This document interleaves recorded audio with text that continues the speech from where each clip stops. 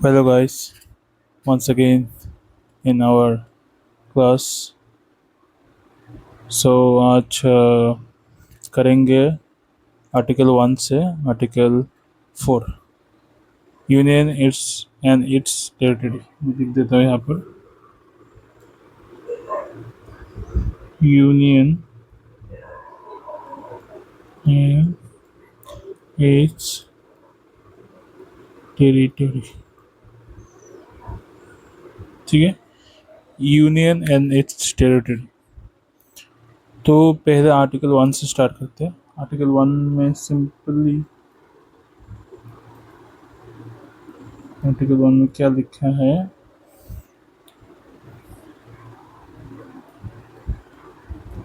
India that is Bharat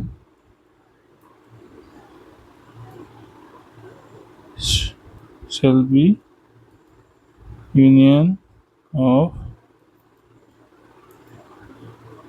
India.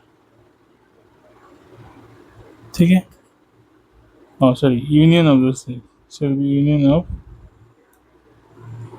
The state. ठीक है, India that is Bharat shall be union of the state. इसका मतलब सबको पता नहीं होता, पर किसी किसी को पता तो होगा। ठीक, तो डिफरेंस क्या है इंडिया और अमेरिका में? इंडिया और यूएसए, अगर आप डिफरेंस देखो तो इंडिया जो बना है वो यूनियन से बना है। यहाँ पर लिखा है आर्टिकल कि India that is Bharat shall be union of states. ठीक है, यूनियन ऑफ स्टेट मतलब कोई भी, अगर यूनियन ऑफ स्टेट ऐसे स्टेट का यूनियन होता है। ठीक है, और यहाँ पर होता है federation,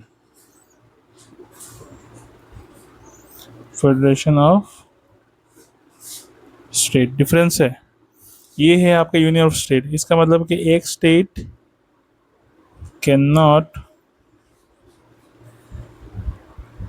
secede from the union state। any state cannot secede from the union। इसका सिंपल मतलब होता है कि अगर आप एक बार जुड़ गए तो आपकी मर्जी से आप निकल नहीं पाएंगे। कोई भी स्टेट अपनी मर्जी से वो इंडिया को छोड़ नहीं पाएगा। पर यहाँ पर ऐसा नहीं है। फेडरेशन ऑफ द स्टेट का मतलब होता है कि एग्रीमेंट के थ्रू से वो लोग जुड़े हैं। ठीक है, इसको सिंपल एक बोलते हैं कि कमिंग टुगेदर।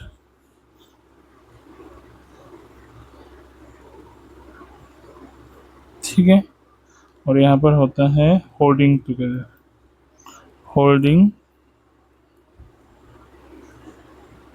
टुगेदर। ये डिफरेंस है। ठीक है, यहाँ पर है आपका होल्डिंग टुगेदर और ये है आपका कमिंग टुगेदर।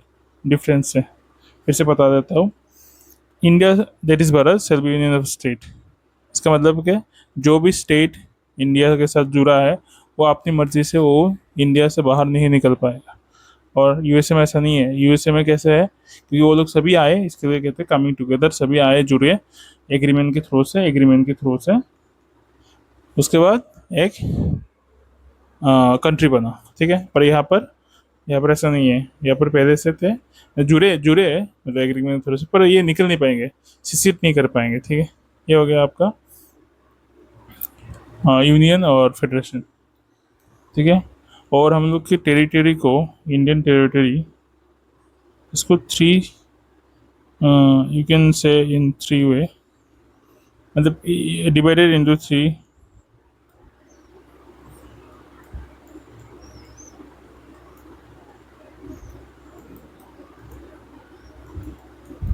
इंटू 3। एक होता है आपका यूनियन ऑफ द इंडिया, एक होगा आपका यूटी, यूनियन टेरिटरी जो होता है, और एक होगा ये फ्यूचर लैंड एक्विजिशन। ये 3 प्रकार का होता है कि टेरिटरी ऑफ इंडिया किसको कहेंगे, टेरिटरी ऑफ इंडिया किसको कहेंगे, इंडिया, टेरिटरी ऑफ इंडिया किसको कहेंगे, टेरिटरी ऑफ इंडिया 3 प्रकार से आप समझ सकते हो कि ये होगा। पहले यूनियन ऑफ इंडिया, जो पहले आपका ये प्रोविंस था ना, PROVI, provinces plus princely state, princely state जो पहले थे वो यूनियन ऑफ इंडिया कहलाते थे। और यूटी मतलब यूनियन टेरिटरी, जो अभी है गोवा, नगर हवेली, जो भी है, दमन दीव। और फ्यूचर लैंड एक्विजिशन, अगर फ्यूचर में कोई भी हम लोग लैंड एक्विजिशन करते हैं, जैसे सिक्किम को लिया और त्रिपुरा को भी, तो इंस्ट्रूमेंट ऑफ एक्विजिशन के थ्रू से हम लोगों ने एक्वायर किया, तो इस प्रकार को कहते हैं फ्यूचर लैंड एक्विजिशन। तो ये 3 मिलके हम लोग क्या कहते हैं, टेरिटरी ऑफ इंडिया। ठीक है, ठीक है ना। तो टेरिटरी ऑफ इंडिया अगर मैं 1 2 3, तो हमेशा आप अगर लक्ष्मीकांत की बुक में एक लिखा है कि territory of India is greater than, territory of India is greater than union of India. एक है और ये 1 2 3 है। कैसे, 1 2 3, 1 2 3, ये पूरा पूरा मिलके क्या कहते हैं, टेरिटरी ऑफ इंडिया। तो ये हमेशा बड़ा रहेगा। यूनियन ऑफ इंडिया कहाँ पर है, बस एक में है, इसलिए ठीक है, इसको कहते हैं यूनियन ऑफ इंडिया। ठीक है, तो territory of India is almost greater than union of India. ये आपका हो गया ये आर्टिकल 1। उसके बाद आर्टिकल 2, आर्टिकल 2 में क्या होता है, आर्टिकल 2 में आपका होगा ये कि सोचो कि ये आपका parliament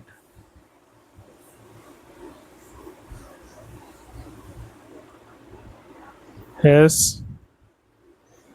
power to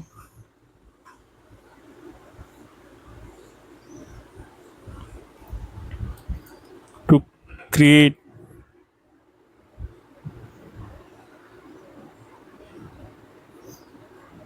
any state. और ये क्रिएट एनी स्टेट मतलब ऐसा नहीं है कि सोचो कि ये स्टेट है, ये पूरा इंडिया है सोचो, ठीक है, और इंडिया का बाउंड्री इतना तक है सोचो, ये नहीं है, सोचो कि ये नहीं है।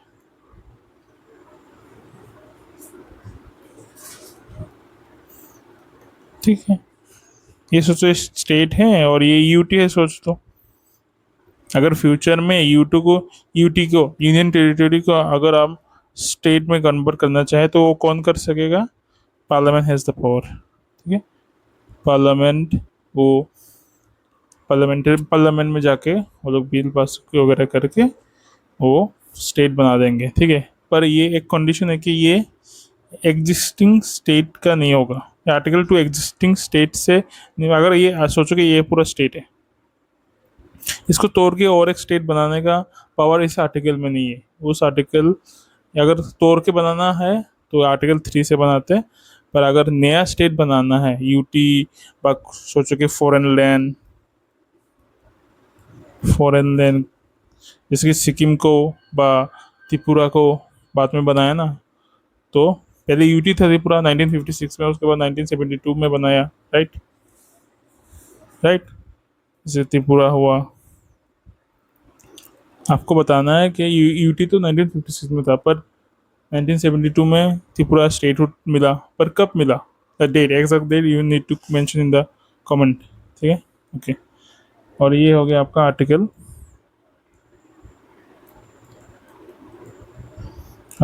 3। ठीक है, आर्टिकल 3 में सिंपली याद रखना है कि ये जो आपका